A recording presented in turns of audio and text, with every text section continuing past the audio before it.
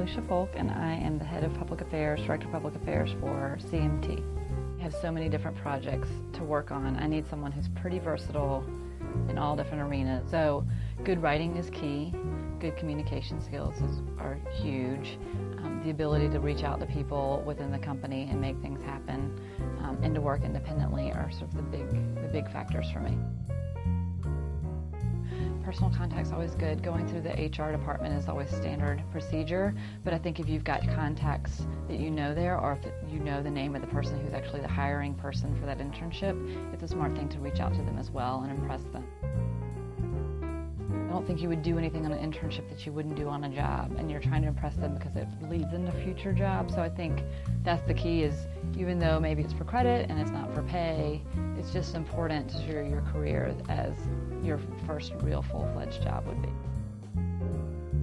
A really strong work ethic, someone who's really excited about what we're doing, and someone who is strategic and good about sort of making recommendations to me, and someone who's willing to take on sort of responsibility, even though it's an internship. It really is fulfilling a key function for my department and for me.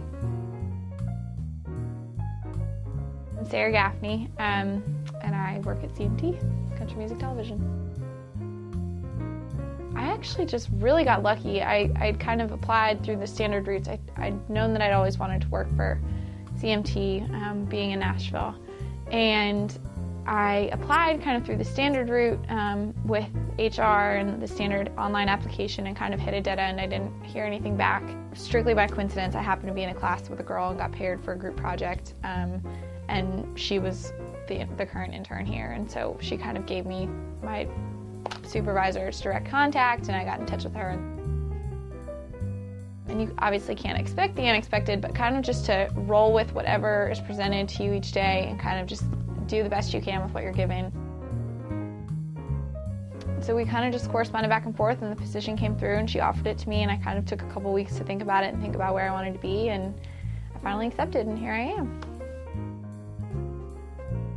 In retrospect, I wish I had done more interning. I think interning is invaluable because even if it's not necessarily the exact industry or career you would like to have, you're learning that very quickly, that that's not what you want.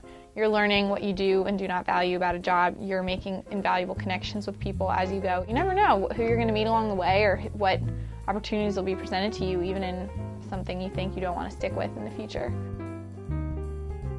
I am class 2011, mechanical engineering major. Actually, I interned in Malaysia.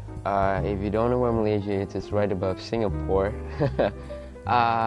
It's my hometown, so that's where I started. I started off searching with Career Center, and turns out they don't really have a lot of experience with international students doing internship in US through them. So I met with one of the officers there. So he told me on who to contact back home, who to try with, and kind of the documents that I need from Vanderbilt. The first thing you should do is check with your family. And the other thing that you should do is contact with the Career Center here. They have really great service, like really. International students, we should really check with International Students Office, because most international students have visa, and most of it is student visa, so we're not really allowed to work. But there's an option, there's two options really, so you should check it out.